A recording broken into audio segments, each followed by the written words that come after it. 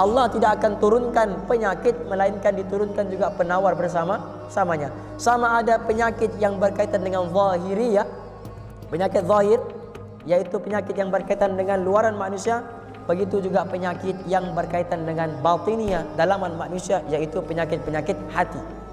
Pasti juga Allah turunkan dia punya penawar. Jadi di antara penawar yang menegah daripada riya itu bahwa engkau sembunyikan ibadat engkau. Sembunyikan ibadat engkau seperti menyembunyikan engkau akan kejahatan engkau.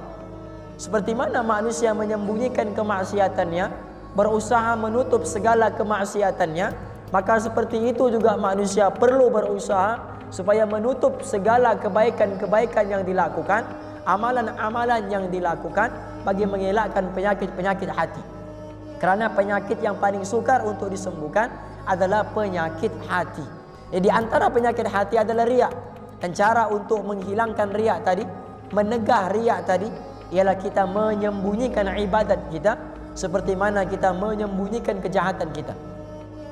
Ada seorang sahabat Nabi, seorang sahabat Nabi bernama Ma'is bin Malik. Ma'is bin Malik. Beliau ini telah pun berzina. Beliau telah pun berzina dan beliau telah mengakui perbuatannya itu di hadapan baginda Rasulullah sallallahu alaihi wasallam. Dia bertemu dengan Rasulullah dan dia mengatakan kepada Rasulullah, "Qad zanaitu ya Rasulullah, tahhirni." Dia kata, "Ya Rasulullah, saya telah berzina, fatahhirni." Maka bersihkan saya, sucikan saya. Maksud sucikan saya ini, dia mau hukuman dijalankan ke atas dirinya, rejam sampai mati, dia mau dilakukan ke atas dirinya. Tapi baginda Rasulullah, "Wa ma arsalnaka illa rahmatan lil alamin." Nabi diutuskan sebagai seorang penyebar rahmat, sebagai seorang yang mempunyai sifat pengasih yang sangat tinggi, dan baginda diutus untuk menghubungkan rahmat, bukan untuk menghukum manusia. Jadi ketika Ma'is bin Malik mengadu kepada Rasulullah yang dia telah pun berzina, kata baginda Rasulullah, "Mungkin kau ni hanya dalam bahasa kita, maaf sebut, mungkin kau ni hanya cium-cium sahaja. Bukan berzina pun, mungkin hanya cium-cium sahaja." Dan kata Ma'is bin Malik, dia kata, "La ya Rasulullah, qad zanaitu." Tidak ya Rasulullah, saya memang berzina. Kata baginda Rasulullah, "Kau tidak berzina ni, mungkin kau pegang-pegang saja." Dia kata, "La ya Rasulullah, qad zanaitu." Sungguhnya saya telah pun berzina. Begitulah dia sampai 3 kali, sampai ke 4 kali. Akhirnya bila dia 4 kali sudah dia mengaku di hadapan Rasulullah, 4 kali penyaksian ni sama macam 4 orang saksi dah. 4 kali penyaksiannya, 4 kali pengakuan dia, itu lebih kurang sama dengan 4 orang saksi. Sebab mau tuduh orang berzina ni kena bawa 4 orang saksi. 4 orang saksi. Jadi sudah 4 kali mengaku, masih juga mau dijalankan hukuman ke atasnya, maka baginda Rasulullah sallallahu alaihi wasallam pun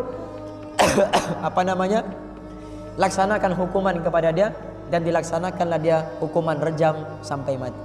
Tetapi kata baginda Rasulullah, taubatnya telah pun diterima oleh Allah Subhanahu wa taala, dan di hari akhirat dia akan terlepas daripada hukuman Allah Subhanahu wa taala.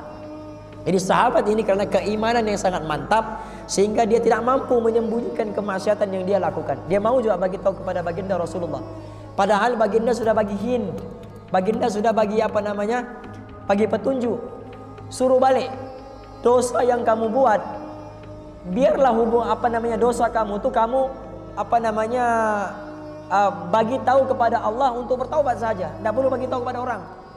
Dosa kamu dengan Allah, biar Allah Subhanahu wa taala yang mengampuni dosa kamu. Tidak perlu hanya bagi tahu kepada manusia. Tidak perlu buka aib itu kepada manusia. Kamu cukup duduk di hadapan Allah, buat taubat, istighfar banyak kali, mohon ampun kepada Allah, cukup. Itu petunjuk daripada Nabi. Tapi dia mau juga hukuman dilaksanakan ke atas dirinya, maka dilaksanakan rejam sampai mati.